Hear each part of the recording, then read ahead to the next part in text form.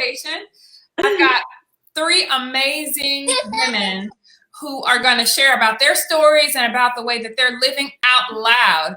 They've each taken their experience with infertility and use it as a platform to serve and support others. So I'm going to let them introduce themselves and tell about the work that they do, and most importantly, about the books that they've authored. And I hope that you will all go out and purchase copies of those books, because they are fantastic resources, particularly right now at this time where everyone is looking for support and for hope and for encouragement. And these women are full of that. So Reverend Stacy, would you please start and introduce yourself?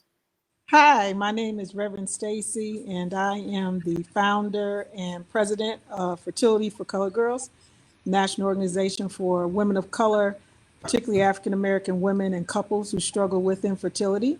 I'm also the author of Hold On to Hope, Stories of Black Women's Fertility, Faith, and Fight to Become Mothers. I reside in Chicago with my family. All right, now, Kristen. Hi, everyone. My name's Kristen Darcy, and I'm an author and a fertility coach. And I've been working within it's now a fertility industry, isn't it? I've been working in this field for a few decades, and I have a few books: Girlfriend to Girlfriend, A Fertility Companion, and Love and Infertility, Survival Strategies for Infertility, Marriage, and Life. And I'm just thrilled to be here with everyone. It's nice to be in a group of women who are just so passionate about, paying it forward and living out loud. So thank you for having me. Thank you. TJ. Hi, my name is TJ Payton, but I just go by TJ. I'm the author of Semen Secrets. It's a book about my journey and my husband's journey through male factor infertility. And since we've had our journey, I've been a male factor infertility advocate, also advocating for adoption as well. And I'm just so excited to be here to share a story and to share amongst women who are seasoned in this infertility space. So thank you so much for having me. Awesome. So in one of my favorite plays, they say you've got to be in the room where it happens. And all of us know about the waiting room and some of the other rooms associated with infertility. So I would say we've all collectively been in the room where it happened, where it will happen. And, hopefully some folks who are watching will today be encouraged to not leave the room, because you got to be there in order to move forward. You can't give up. So we can go in the same order. Reverend Stacy, tell me a little bit about your journey to overcome infertility, and about how the book grew out of that experience. So in 2007, right after I got married, not too long after I got married, I really apologize. I got my daughter here. I'm navigating this whole thing, and the dogs. But in 2007, when I was diagnosed, I was diagnosed with infertility. For 7 years, I struggled with infertility. And during that journey, one of the things, first of all, when I first found out that I had infertility challenges, the reality is that it wasn't anything that I ever thought that I would experience, because it wasn't a conversation that occurred amongst my family or my girlfriends. And matter of fact, it was just such a taboo topic. And I just never thought Black women were struggling with infertility. And of course, as I was diagnosed and as I would walk the journey for 7 years, I would find out very differently. Matter of fact, even as a pastor, as a person who had been working in health education the majority of my career and in the medical field, what would happen is that God would allow me to encounter other women and couples who did not even know that I was struggling with infertility, who would come to me for counseling.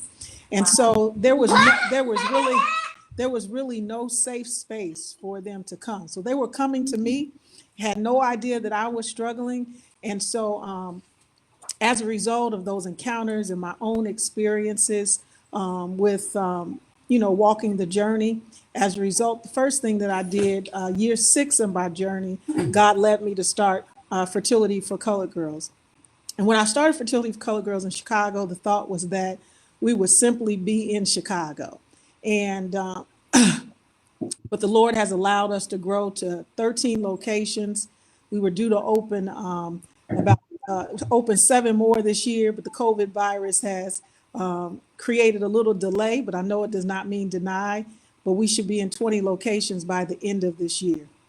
And so as, Fertility for Colored Girls began to grow, and it began to show forth a need, particularly in the African-American community, one of the things I realized, particularly not only in the work with Fertility for Colored Girls, but also even in my own professional career and even education, particularly as a professor, is I realized the power of stories, and particularly the power of stories within our community, that stories have power.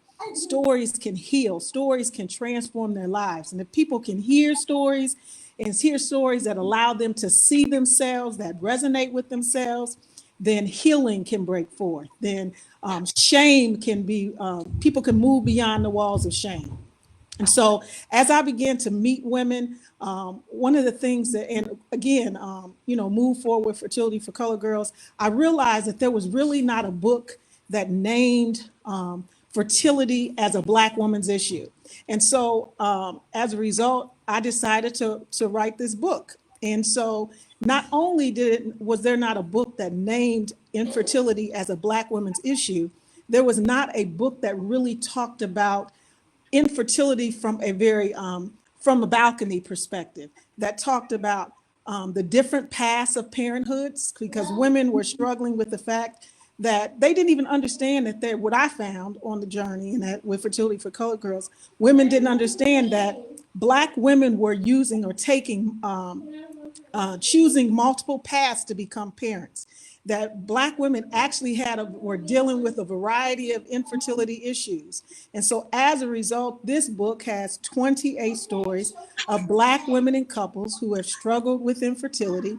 It talks about, their fertility fight, their faith and how they struggled with their faith, and then how, even just ultimately becoming mothers. But it also talks about their variety of challenges. Some women struggle with PCOS. Some women struggle with fibroids. Some struggle with endometriosis. But each one of them chose different paths. Some became parents through traditional, the traditional method ultimately. Some women use IVF or IUI or adoption or surrogacy or donors. And so this allows women to see that women, particularly African-American women, have become parents through a number of paths. And then it has a number of other resources for churches. If you're struggling with your marriage, how to keep your love alive, all of those things in the book. And so that's how that book evolved over time. And I'll add, Reverend Stacy has referenced counseling families through ministry. She is a pastor or a reverend at Trinity Episcopal, the church of Trinity United Church of Christ. Trinity United Church of Christ. And if I'm not mistaken, isn't that President Obama's church, or wasn't it President Obama? The church, yes, it's the church that President Obama used to go to. Our current pastor is Reverend Dr. Otis Moss III. Okay, awesome. All right. So thank you for sharing how that evolved. Very interesting. I know faith and fertility is a big issue. Many churches are reluctant to even address the intersection of those two topics. So I really celebrate the fact that as a faith leader, you're doing that through your work. Kristen, tell me, how did your personal infertility experience impact the multiple books that you have now created and share? Well, I think way back when, first, I had my learning center. Each day I had 51 children a day. And it never occurred to me that, all this beautiful babies around me, that I would have an issue, but I did. And I rapidly went from this woman, type A, who owned her own business, who was the president of the chamber, who had her own house, to someone who couldn't put an outfit together. The dramatic change in every part of me, and then that longing to fill that isolation. And so I decided after, you know, the extreme heartbreak, you know, we heard those words, "You're pregnant." It was an ectopic pregnancy. Like, what was that? How did we even not know that existed? So I started accosting women in the clinic, you know, sitting next to them. What are you in for? How long have you been here? What are you taking? You know, what's going on? And then I realized that it was such a need. You know, this was, you know, that this was pre-internet at 3 o'clock in the morning that you could search. You know, it was Resolve and all those support groups. So I wrote Girlfriend, a Girlfriend, and a Fertility Companion because I longed for that. And it was after the loss of my first pregnancy, I was so angry at God. And I said to him, listen, buddy, it's not going to go down like this. You know, I will dedicate myself to other women in this dark place, and you will send me my children. There is no conversation about it. And I knew, you know, I had my, you know, on the floor in the bathroom, but he and I had a conversation. So he fulfilled his end and I fulfilled my end. So decades later, I'm still coaching and loving and nurturing and guiding. And it was really to the point of, you know, that inability to recognize yourself and letting other women know that this is going to change you and you're going to be okay. And that every story has a beginning, a middle, and an end. And, you know, as angry as you get at whatever source of strength you get from your spiritual side, you know, you got to make peace with that because that's going to bring you to the other end. When I started writing my books, I didn't come out of the closet and I wasn't as loud as I am now about my spiritual faith that got me through. But now my clients know, you know, some people call me Nutty Crunchy or whatever you call me, but it's really, you know, you have to cultivate that daily practice. That's right. Connecting to that divinity within you. Yeah. And I know it might sound crazy, but I would never go back and change anything. Or change what? That's deep. No, you would not change it. You would not change it if you could. That's deep. No, I wouldn't, because I'm truly blessed by the experience and blessed by the children that I have through the experience and blessed by the connection I have now to that divinity. And awesome. I didn't realize I was going to go this way with this, but I feel like, you know, coming out. You're living out loud and you're sharing out loud. And that's what we have to do because I don't think any of us goes through an experience just for ourselves. Right. We go through experiences so that we can know, not just hear or knowledge know, but know so that we can bless and encourage and lift up others who are going to follow us. So awesome and kudos. That was the secret about love and infertility. Because it was really about self-love. It was really about, you know, you acknowledging that you do fall out of love with yourself. You know, I had such a hateful relationship with my body to the point that one day I woke up and I said, who would want to move in here?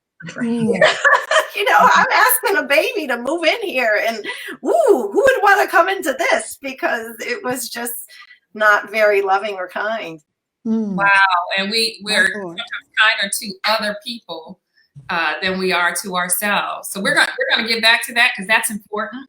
But I don't want to miss TJ. So TJ, tell me about your experience and how that led to Semen Secrets. Sure. So my husband and I had been together for quite a while. And we were young. And so we figured when we got married, I was 23, he was 24, and we had time to have children because no one in our, you know, in our friend group had problems with having children and in our family. So, you know, we were sure that when we got ready to have kids, it would happen. And so we started trying and it didn't happen. So we were like, well, you know, it takes time. It was 2013 when we found out that we didn't have children, that it was due to, Like, it's we couldn't have children, and it was due to male factor infertility. And at the time, it sent us both into a very dark place. I remember feeling like I was watching my husband and I die, but we were still breathing. We were still very present. And I could not understand, for us, we felt like we followed the formula. We got married, then we wanted to have kids. We had the financial means to take care of a child. And it's something when God says no, and you don't understand why he says no. And at the time he says no. And so it was definitely a struggle to process. And definitely with male factor infertility, we didn't know anybody that had that or that would talk about it. And my husband did not want to talk about it at all, because of course, in all communities, but definitely in the African-American community, you don't hear about Black men that can't have children. So it was very much a taboo subject that I didn't even really share with my family and a lot of my friends. In looking at the resources, a lot of the resources focused on IVF and the woman, and nothing focused on the men. And the things that I did find that focused on men. Hold on a second, Reverend Stacy. We have a back. Would you say while we're early? Okay, I'm sorry. Please go ahead. Okay.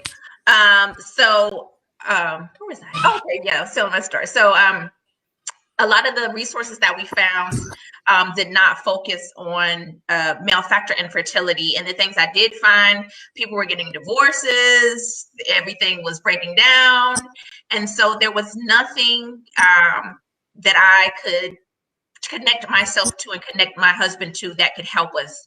So for me, I really just took to my journal. That's where I could take out all of my frustrations. That's where I could, scream out loud. And that's where I could also express my anger at God. I felt like, you promised everybody else, you turn water into wine. Certainly you can give me a child. So for me, the book was about sharing my story, because I was sure that there were other people out there that may have felt like me, but really the book was therapeutic for me. It was a way for me to get my story on paper, and also to hopefully find some other people that were in my space. The book really was, I had the book written for a while, and I didn't put it out because I wanted my ending to be, oh, I have a baby and this is what happened and this was my miracle. And it didn't happen. God continued to say no, and I did not have a baby, but I was pressed to go ahead and put the book out.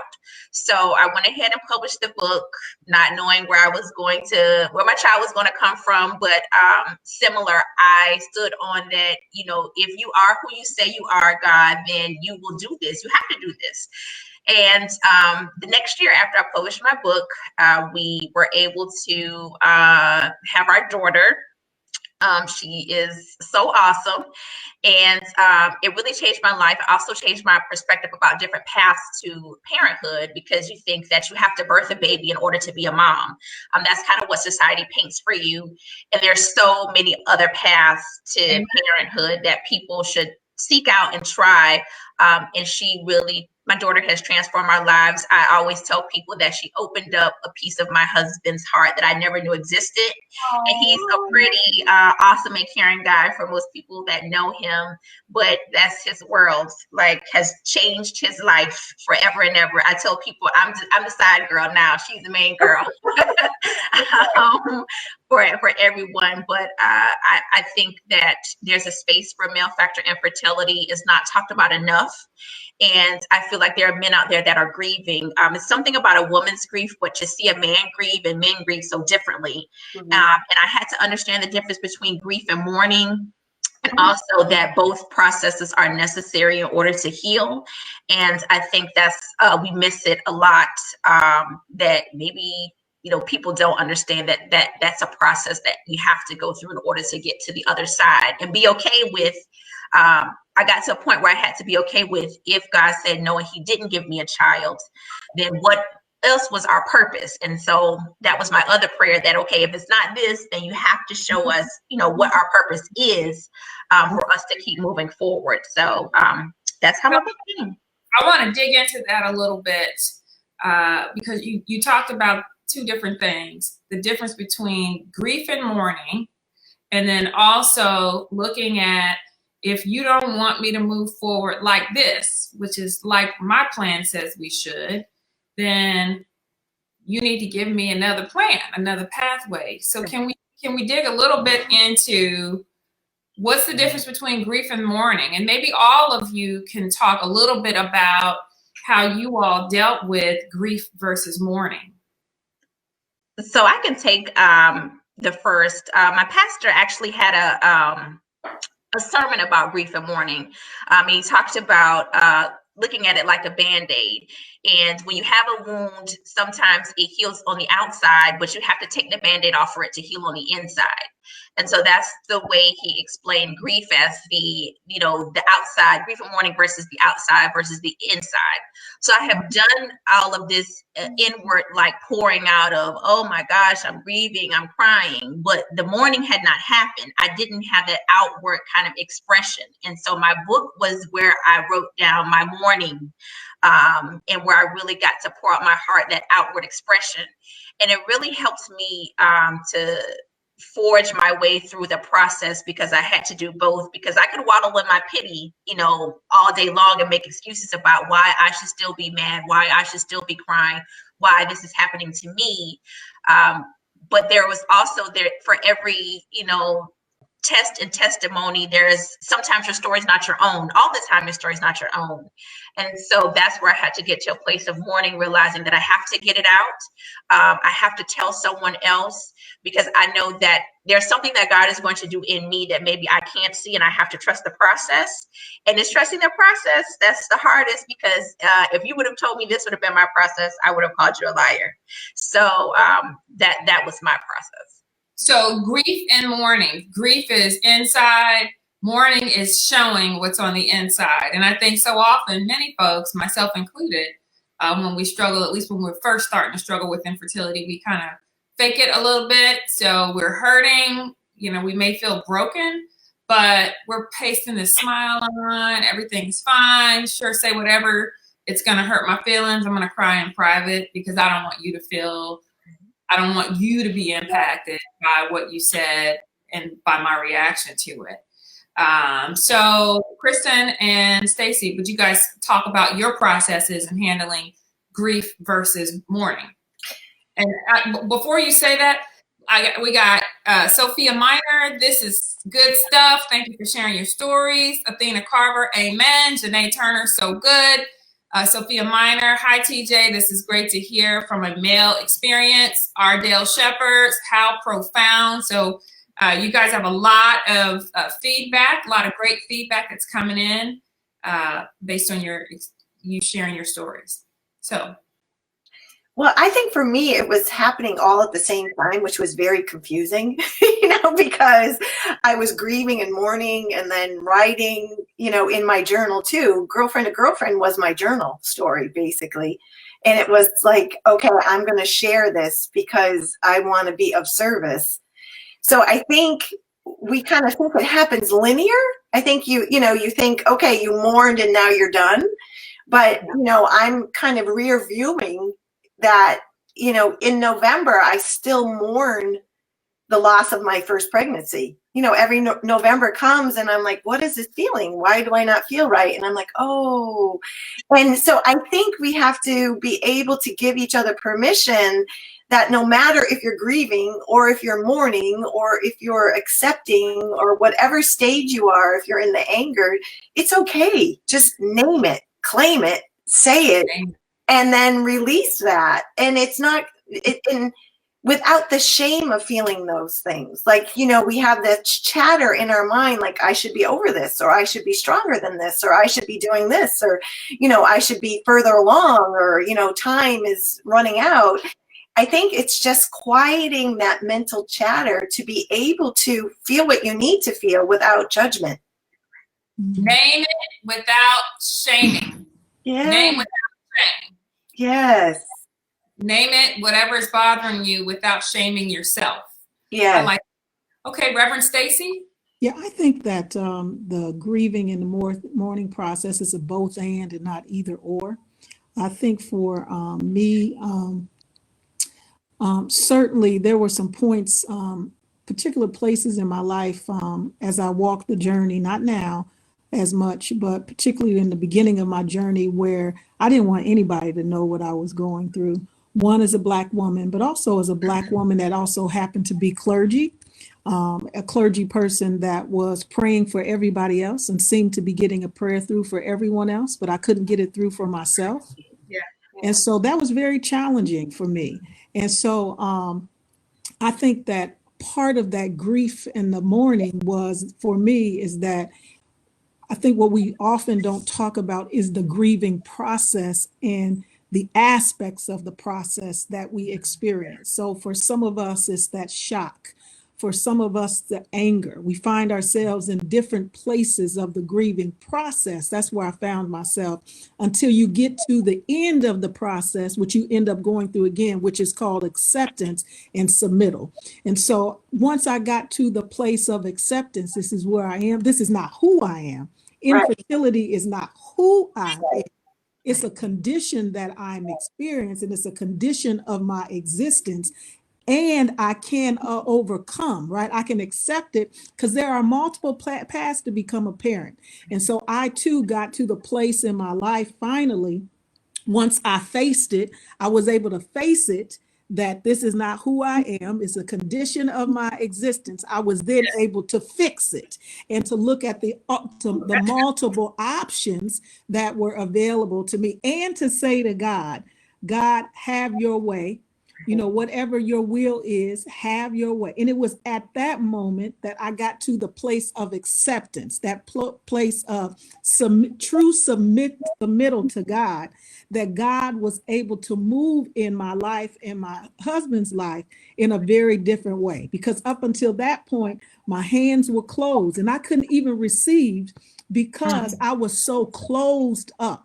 I was so angry and upset that I could not see. And it wasn't even a path for God to move in my life so that God could perform, whether it was through fertility for color girls, to give birth to that baby, to ultimately even give birth to my daughter Shiloh, and even to give birth to the book. I had to be open. And so, so for me, I think that it was the both and, I suffered in silence. And then I got to the point that I finally was like, okay, God, let it be. I was like Hannah, when she was at the temple. I didn't care how anybody was looking at me anymore. You know what I mean? Because I was like, God knows. And I also knew that, as you stated, Camille, that my experience was not just for me and what God was seeking to do in my life, but God was trying to take what I was going through to be a blessing, also to bless other people who was experiencing what I was experiencing. So I had to remember that as well. And even with Shiloh, I realized that my daughter, Shiloh, is not just my own, and she's not here just because of the prayers I prayed, because of what I went through. I believe that the ancestors were begging God on my behalf to send this child. I believe that it was a community, a village of folks that was praying for her to come. And so I believe that all that I went through, everybody, the whole village became a part of this particular moment. I love it. I love it. Got Love and Infertility and the Girlfriend's Guide. And Kristen, where can people pick these up? On my website. So if you visit KristenDarcy.com, and I'm actually going to give the Love and Infertility download today for people who are listening. So wow. So to get a copy of one of Kristen's of Love and Infertility, go to her website, KristenDarcy.com. Thank you so much for that. And are they available on Amazon or Barnes and Noble? And on my website. And on her website. Reverend Stacy, can you put up a picture of your book? Can we see it? Yeah, this is my book. I love it. Hold On to Hope, Stories of Black Women's Faith, Fertility, and Fight to Become Mothers can be found at Dr. Stacey L. Dunn.com, or you can also get it through the Fertility for Colored Girls website. A portion of all the proceeds go to Fertility for Color Girls for our family building grants. Oh. Awesome. And then TJ, if we could see your book. Hi, this is my book, Semen Secrets. You can get it on my website at semensecrets.com. It's also available on Amazon. You can also follow me on Instagram at tjpayton.com. And also, if you want to send me an email, I love talking to people. So it's tjpayton@gmail.com. So please pick up the book, get one for a friend, someone you know who's dealing with male factor infertility, and I would love to hear from you. So before we finish, ladies, you know, this is Coffee with Cade, and some people ordinarily would be joining us on their lunch breaks, although I don't know, if you have lunch breaks when you work from home, you kind of just you eat when you feel like it, right? Yeah. But what's in your mug? So in my mug, I am not a coffee person, so I have lemon juice and honey. I drink it every day. So that's what's in my mug. Is it hot or is it cold? It's hot. Oh, it's hot. Okay. Oh, lemonade. Yeah. Okay. I love that. Love that. Okay. Then what's in your mug? I have ice water. I had too much coffee already, ladies. All right. And Reverend Stacy, what's in your mug? I want to get my mug again.